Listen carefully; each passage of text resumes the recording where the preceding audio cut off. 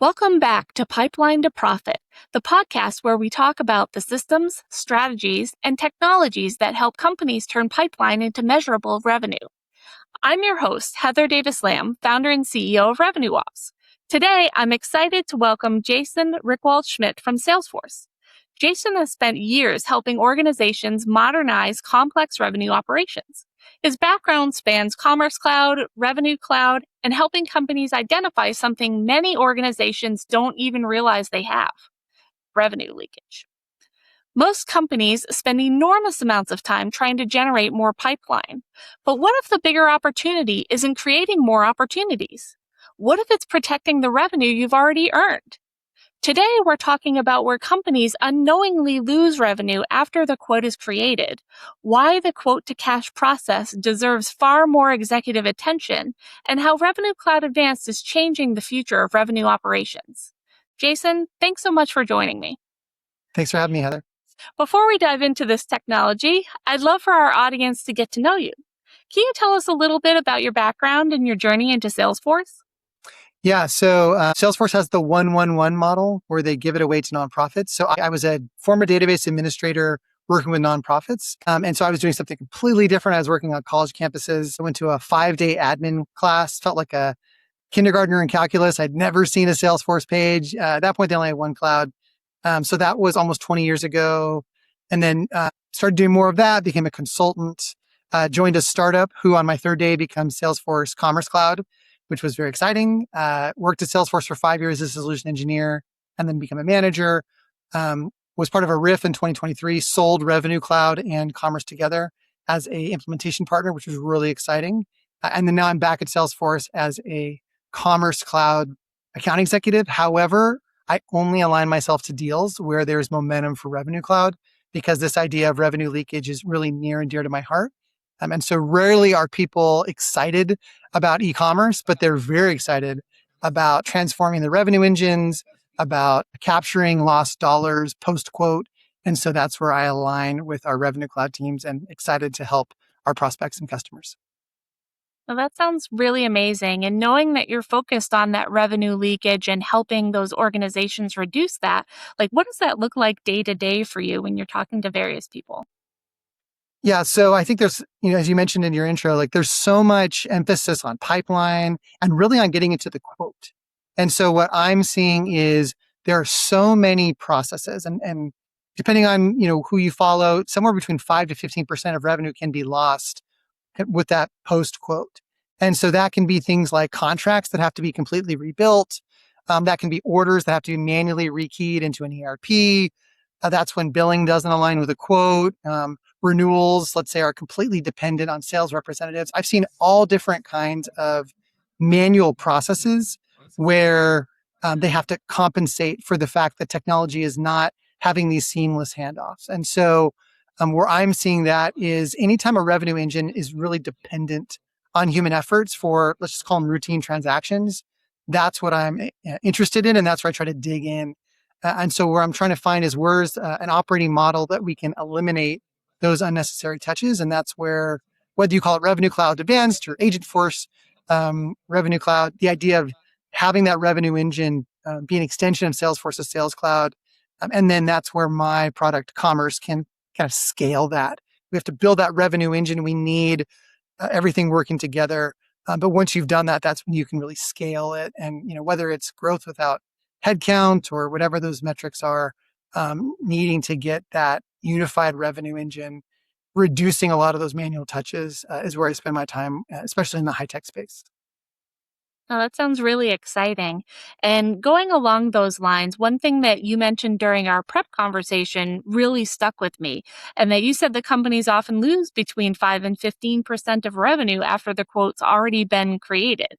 And to me, that's a pretty eye-opening statistic. So if you really had to talk about revenue leakage in more specificity, what would that be? And can you really define that for our audience? Yeah. So, it's really a couple things. So one is, where are humans having to intervene where the systems are not talking? So that could be manual approvals instead of automated approvals based on thresholds.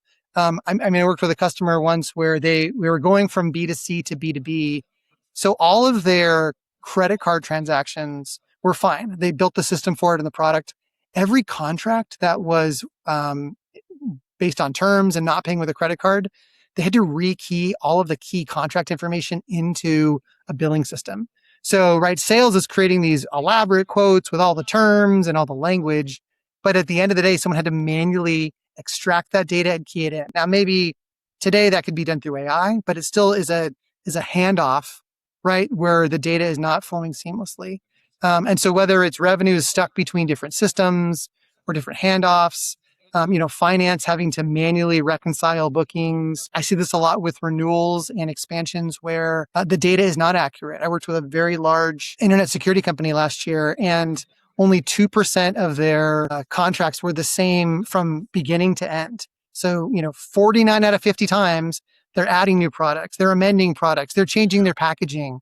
All of that was having to be done manually. And they were not using a CRM. They were actually pulling in data from NetSuite, and they were rebuilding all of their contracts, rebuilding that. Now, that was an extreme example, but we see it far too well that there's these high-tech companies who are trying to streamline and automate and AI, but it does not feel like their back-end systems are matching that speed of AI, right? There's just so many manual handoffs, so many missed opportunities.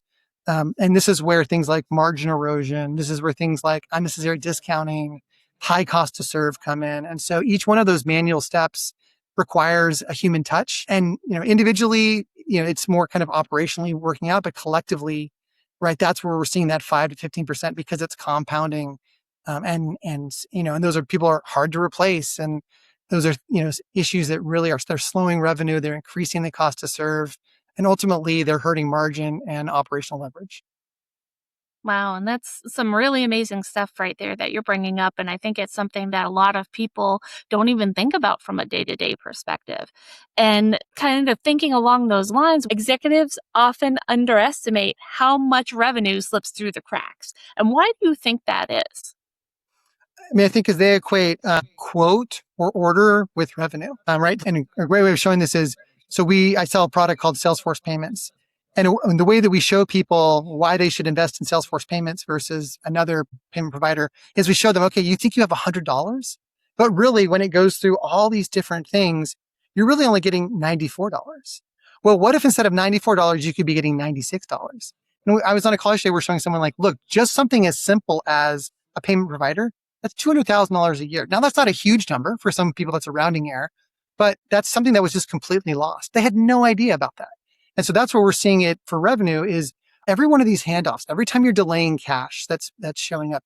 Every time you're adding a human into the system. Now, again, the goal isn't to automate the work, but the goal is to eliminate all these unnecessary human efforts. And every time a human has to intervene, every time a human has to overcompensate for a system that's not designed end to end.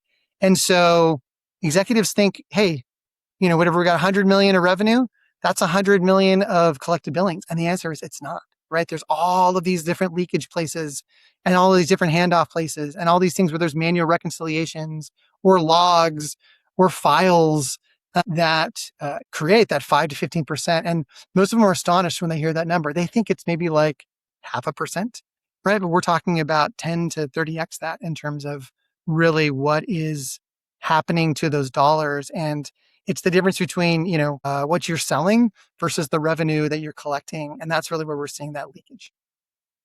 Wow, and that can be a huge difference for many companies out there. And that can make the difference between a new hire, it could make the difference between the ability to buy new technology, or sometimes for some companies even the ability to make payroll.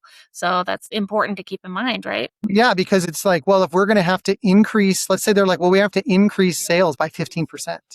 Right? It's like, well, what if we don't have to? What if we can just tighten up and make sure that we're not leaking 8%? Right? So the problem is it puts more pressure on the sales organization, and the sales organization is crushing it, right? They're killing it. They got the quotes. They're doing all the things they're supposed to do. I'm a sales rep. That's my day job.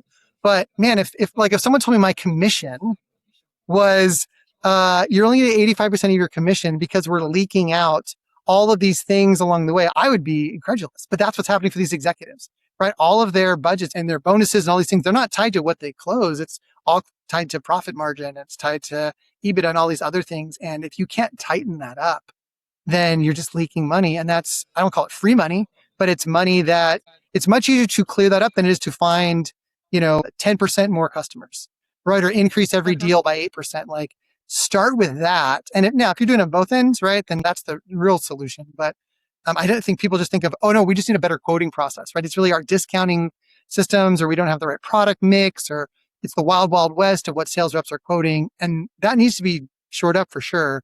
But that back end process of, that it's unsexy, right? People aren't excited about that, right? It's all these other bots and AI and things like that, but it's the unsexy human handoff, right? This is really where people are losing money, and that's a real number, and those are real problems for customers.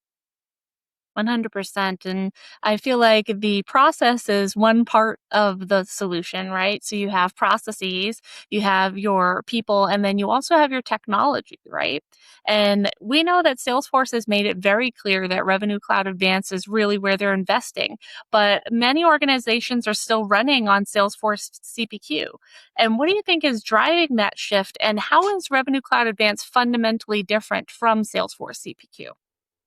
So what I would say is, I think part of the reason people are with CPQ is it took so long to get it right. And Salesforce is saying, hey, here's the future, and Revenue Cloud is API driven. And where we would see it is we would connect B2B commerce to CPQ for self-service. And let's say, someone wants to buy a subscription.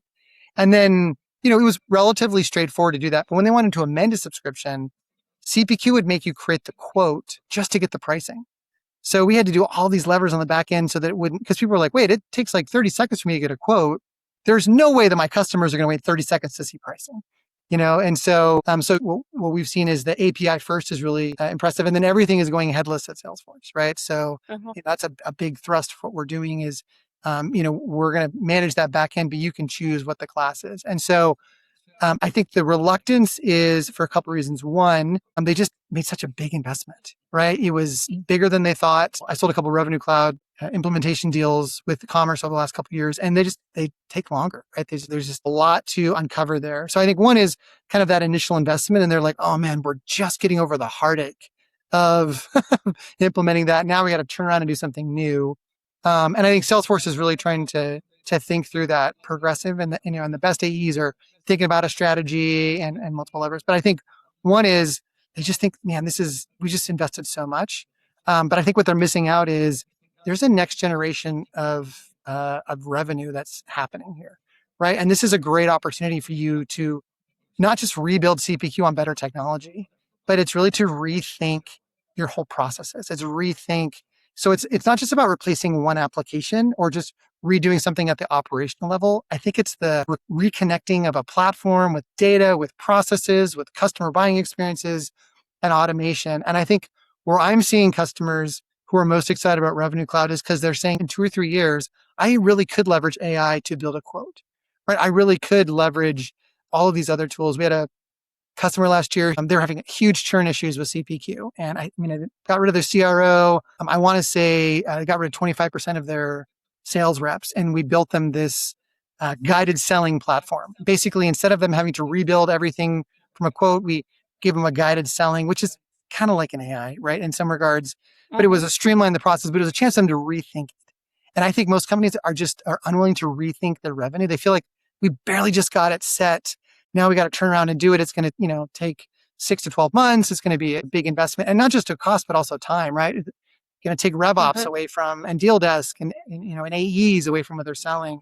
But I think the ones who are most excited, they see the potential, and they see that if we can get this new revenue engine going, we're going to be able to allocate all of these AI resources and really help our sellers be more strategic. And so I think the ones who are holding on to it, they're focused on that sunk cost. And I think the ones who are excited and moving on are the ones who either it's a new product or they just realize, it's going to be painful for the next 1 to 2 years. But man, we're going to do circles around people who are stuck in legacy CPQ when we have this API headless revenue engine that we can deploy products in, weeks, not months, and not have all of this technical baggage. No, that's really fantastic. And one thing that I really appreciate around your perspective is that you're looking just beyond sales for this.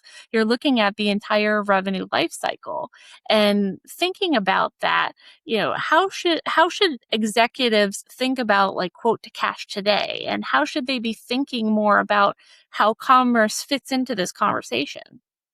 Yeah. So where I get executives who are excited is usually a CRO who wants to scale without headcount, right? So whether it's, they've acquired a new product or, they're going up market and there's a situation where they're like, it's $1,000 customer, $10,000, it doesn't really matter, but they've drawn a line in the sand and they've said, look, we're not going to serve these customers anymore, but we need to find a way for them to purchase. And so that's where they're excited about it, right? Or a CTO who's trying to reduce the tech stack, right? And all of the spaghetti and all that kind of like stuff that's together.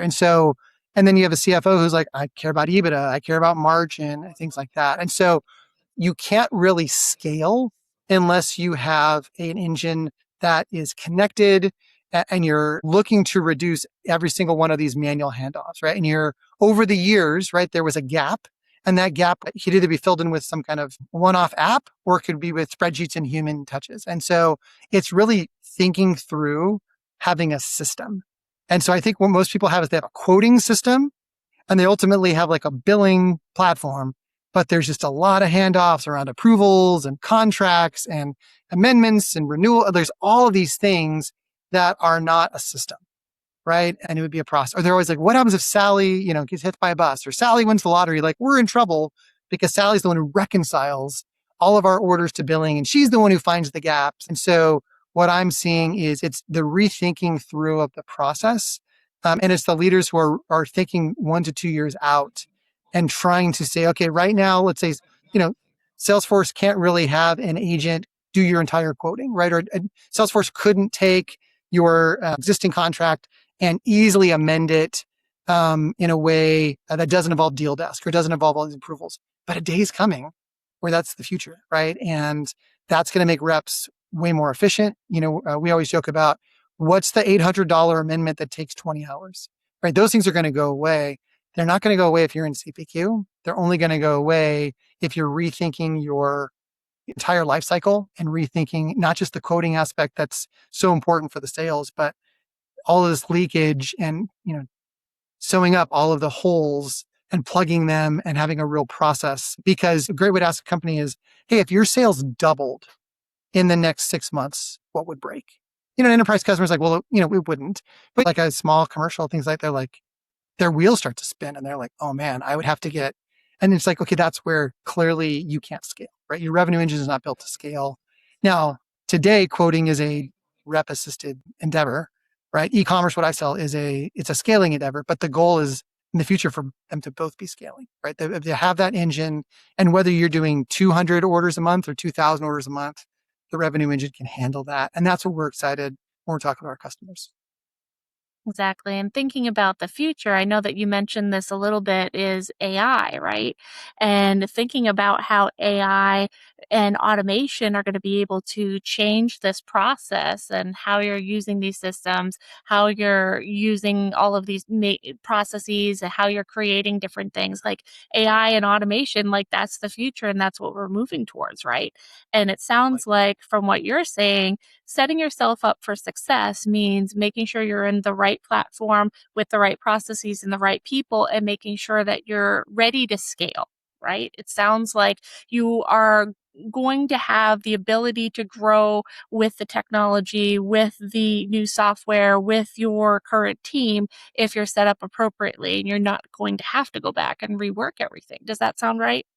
Absolutely. And I mean, I saw it last year when we did that guided selling project because this company only had 50 products, but they had 1,000 legacy products. And so what they did is they created a mapping and they had gone from like a single product to then a suite of products to a platform. Now, that's not every company, but people are always changing their packaging, right? Salesforce is always changing the names, right? Like, right, I always have customers who I'm like, well, this is what you bought. And here's the new names of what we're implementing, right? And you only bought it 3 months ago, right? Something like that. So, but no, it is really about scale. And that's where I get excited. Again, I sell commercial. I have folks who are really trying to scale. They are trying to 3x, 6x, 10x they're not trying to just, improve by 10%. But the reality is, if you do not have a mapping of where things are headed and you cannot do it with your products today, you can't scale, right? You can't 2x, 3x, and so that's what we're seeing is if you can't bring a subscription product to market that is only compatible with certain hardware and make it really easy for one, your reps to quote that, or two, someone to buy it online, you can't bring 10 products to market. That's just the reality. And so it's building that infrastructure, it's building the automation. And then, what AI really promises us is scale. What they're saying is we're going to scale this. It's not rep dependent. It's not dependent on if someone's available or quoting or not on PTO. And the same with e-commerce, right? It's as long as you have a website, you're there. But that's really the goal is we're working towards a scale. And so I think some of it is when folks are more growth minded, they're more willing to stick with older technology and maybe not being on the cutting edge. But the ones who I'm seeing are obsessed with scale, that are obsessed with, hey, if we're going to 3x in the next 5 years, we can't be doing what we're doing. Status quo is not going to work for us because we can't hire that many people. There aren't as many good people that we could 3x in terms of our headcount. So how do we increase our headcount by 20%? But, we 3x our output. That sounds amazing. And it sounds like you've worked with a lot of organizations over the years that are making these transitions and thinking about how to scale their business. What do you think separates a successful Revenue Cloud project from an unsuccessful one? It's a great question. The ones that I've seen be more successful, they view it as a corporate initiative around, hey, we're going to build our next generation revenue engine, right? And they don't think about it just as operational. What I would say is the ones that are less successful is when it is treated only at the operation level. This is, let's just make RevOps happy, right? Let's make it easier for deal desk. But what I've seen is when it's tied to something larger like margin or revenue goals or some kind of board initiative, I think that trickles down. Now, there's also other things like, good project manager and, good implementation partner. But what I would say is when this is seen as an operational or revenue ops application, it gets trapped there and it doesn't get the resources and it will just make it work, right? It's just about the quote and we'll figure out the bill. And no, don't deal with finance. They got their own processes. But when it's like, look, we are going to scale revenue over the next 3 to 5 years. We do not have the infrastructure to do this. If we even just increase by 50%, so many things would break. So many things would be more expensive. Our customers would feel that friction. Where I'm seeing it at the C level is when they're having these conversations about growth, about margin, about expansion, and not just about operational friction or issues between, sales is making it hard for deal desk and deal desk is pushing it back on rev, like that kind of inner fighting or inner conflict. Take it up to the C level, make it a corporate initiative. And that's what I try to do with the folks I work with. Like, hey, this is great. We're talking to the head of RevOps. Let's get their pain points.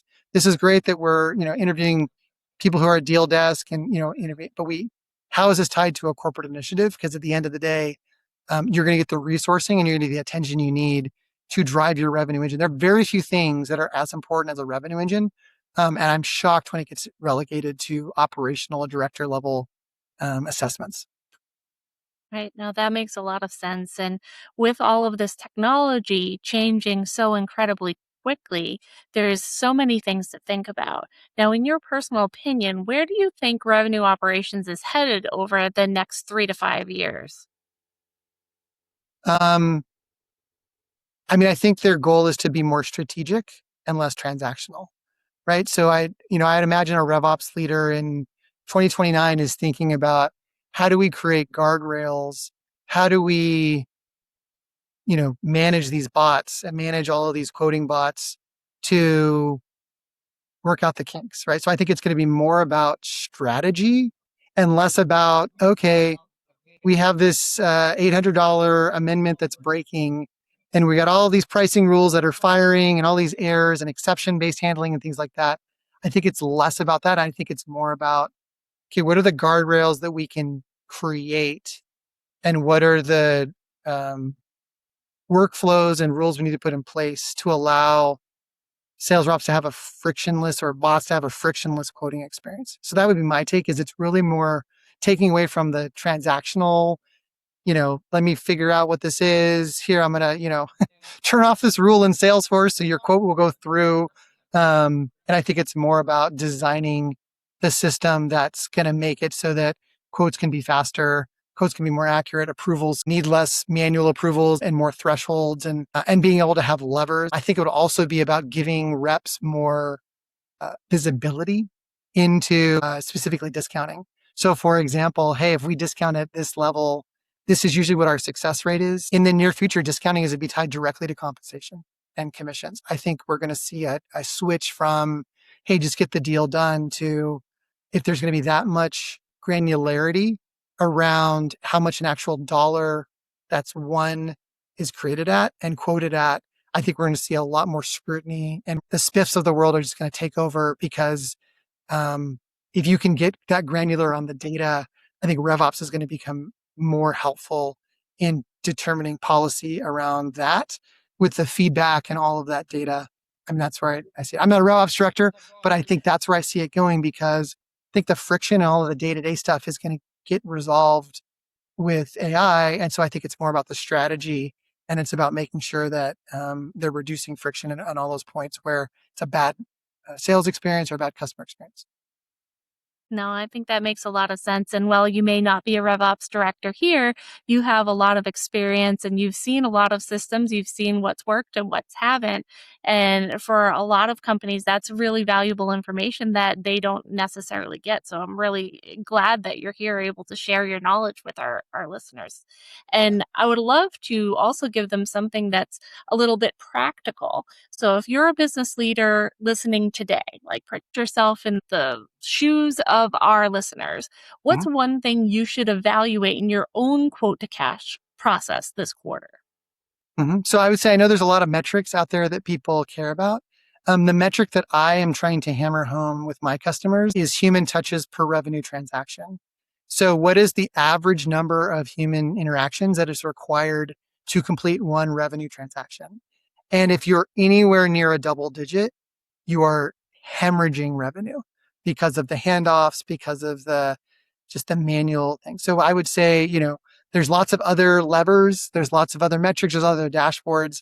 This one is probably, you can't just run it in Salesforce, but you can do an audit in terms of how many things were people touch. So when one of the products we sell at Commerce is order management. And there's a similar correlation that we do for that, which is how many touches does it take from the time an order gets placed to an order gets delivered. And pre-COVID, those numbers sometimes were like 2 or 3. And then post-COVID, when things got way more complex, some were as much as 7 to 10. And so what we saw was that was a huge evaluation tool. And so that same metric I would use to evaluate revenue is just how many people does it touch, right? The quote gets closed one, opportunity gets created. From that point, how many people have to manually touch that and either transform data, validate data, um, uh, reconcile data. And that would be a good one that tells you. So, I mean, I can't tell you what your revenue leakage is. We say 5 to 15%.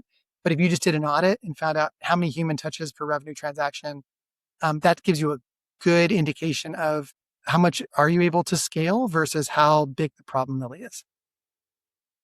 And for that audit, do you feel that that's like the most singular investment that you see that consistently pays off for these companies that end up doing the audit? Or is there something else that you can think of that you would say, if I had to spend my money as a leader, this would consistently pay off in bunches for these companies? What would that be? I mean, I would say it's usually the most shocking because I think people always underestimate it. They think, oh, well, probably like 4? Maybe it's like RevOps, Deal Desk, Finance, accounts payable, something like that. What I would say is when we start talking about things like digital transaction shifts or reduction in cost to serve, I would say the most expensive, uh, contribution a company makes is in the people, right? And my hunch is a lot of those manual workarounds could be replaced with a better system, with automation, and then retrain those people to do something that's way more interesting, way more strategic, and way more helpful to the bottom line. So I think you could do lots of different things, right? What I would say is if you just trace, and most companies have never done it, just trace an order that comes in, right? Quote gets created, close one opportunity, just trace it and see how many people there are. And then again, I don't think you need to replace everything at once, but it starts to show, okay, wow, we really are leaking things. And if we did increase by 20%, this would be a problem, right? And why is it that we have to manually do things into the ERP? If there's APIs and there's all this technology, right? And data is synced, why are we running these batch processes? Or why is the format incorrect? Or why is someone manually validating that something came in back in Salesforce? Shouldn't they just be looking at an exception report? Like there's all of these things that is fodder. But I would start with there because that's where you would say, okay, this is a major problem because they're going to say, oh, it's a billing problem. We need a new billing solution, or oh, our quoting's antiquated, or it takes too long. How can we reduce time to quote? But I would say all of these things get pretty much their attention that they're needed, or there's reps who are driving that. Rarely are people thinking about the entire system and thinking about and so I would just say like just get out a piece of paper and every time you touch someone, put a little hash mark, right? And then once you start doing the diagonal hash marks after, you're like, wow, this really is way more involved. And again, no one designed the system to be like this. This system just evolved. So, right, it evolved with new products, and it's like, oh, it was different when we did physical goods, but now we do digital goods, right? We had to account for that because we had a legacy ERP. Like, no one's designing these systems, and so that's where that's a good metric to try to figure out how far have we gone away from what we think it is, and then then figure out what's the priority, and that's where a good partner or Salesforce can help you figure out how can we help prioritize those things. We know you've made a huge investment in CPQ, right? We know that it's it's going to be a huge investment to move off of that, but when you start seeing all these touch points and you start seeing that you can't really scale, and at some point this is hurting revenue. It's going to hurt revenue, regardless of how many orders you're bringing in. That's where it's really telling, and that's where we get executives' attention. No, that's a lot of great points right there. And I really feel like this has been a fantastic discussion. And one of the biggest takeaways that I get is that companies often focus all of their energy on creating more pipeline, when sometimes the fastest path to growth is actually protecting the revenue that's already flowing through the business. So, modern revenue operations isn't just about selling more, it's about building systems that help organizations capture every dollar they've already earned. So, for our listeners who want to continue learning, where can they connect with you? And are there any Salesforce resources you'd recommend that they explore? Yeah, I mean, Salesforce is continually putting out webinars around Revenue Cloud. And I would say I've been with Salesforce since 2018. This is the most I have seen a collaboration between Revenue Cloud and commerce. So that's really exciting. Part of the reason I came back is I was, seeing this partnership that was really growing around that. And then I'm just seeing it with, in the market. So I would say Salesforce is a great resource for that. Lots of webinars, success stories. People can connect with me on LinkedIn. I'm publishing 5 times a week, really around the idea of touchless revenue. So kind of taking that idea of revenue leakage, which is great because it's about Revenue Cloud and commerce. At the end of the day, I'm only comped on commerce. So I'm a little more incentivized to talk about that, but it's almost impossible for me to have a successful customer who's not thinking about the bigger picture.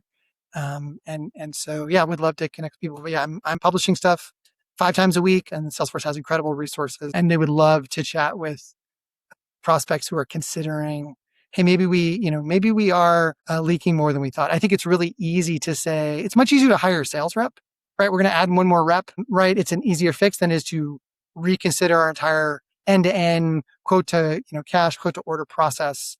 But I think, folks are so focused on margin and EBITDA and reducing cost to serve. And I think it's an untapped area. And it's one that Salesforce has been, servicing for over a decade. And so as we're moving to this next gen of AI, man, I can feel it's coming. And the winners are going to be the ones who had the forethought to think through our systems and how do we scale? Because I do feel like a scaling event is going to be happening here. And CPQ, while it is a great product, is a legacy package. It's a decade old and is not designed to scale your revenue in the same way. So.